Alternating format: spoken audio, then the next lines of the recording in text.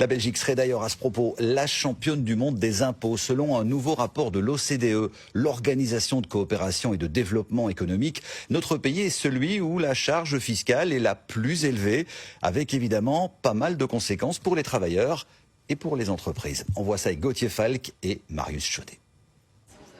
En Belgique, la charge fiscale moyenne s'élève à 53% pour un travailleur célibataire sans enfant, bien plus que la moyenne mondiale de 34%. Beaucoup trop. Ça sert beaucoup pour les politiques. Quand on voit le brut et le net, ça donne des sueurs froides. On fait beaucoup d'heures et à la fin du mois, quand ils ont tout déduit, voilà, ça ne suffit pas pour vivre. Mais au final, combien perdez-vous réellement sur votre brut? Eh bien, prenons un exemple. Vous recevez un salaire brut de 3 000 euros. De cela, une partie va à l'ONSS, environ 13% pour ses cotisations sociales. Donc ici, 392 euros. Vient ensuite le précompte professionnel qui va servir au fonctionnement de l'État. Il varie selon les situations. Dans la nôtre, il est de 750 euros. Vous obtenez alors enfin votre salaire net, ici 1850 euros. Pour comparer, aux Pays-Bas, par exemple, pour 3 000 bruts, vous recevez un net de près de 2500 euros. Et clairement, en net, le Belge a beaucoup moins que les pays limitrophes. Mais comment expliquer ces différences? Eh bien, tout cet argent sert au fonctionnement de notre pays, à l'enseignement, la sécurité, la mobilité et de nombreux autres domaines.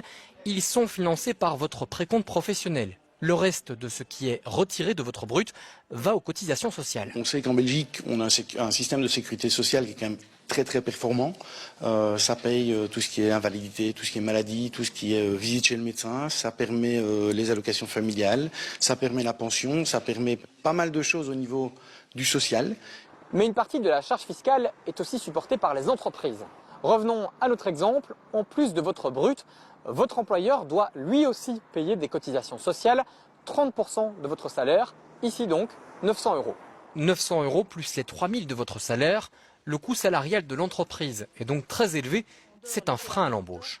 Si ces coûts étaient viables pour l'entreprise, et notamment en ce qui nous concerne les PME, il y aurait très certainement des engagements, puisque les employeurs sont en demande de main-d'œuvre. Il y a une grande pénurie de main-d'œuvre, mais ça coûte trop cher.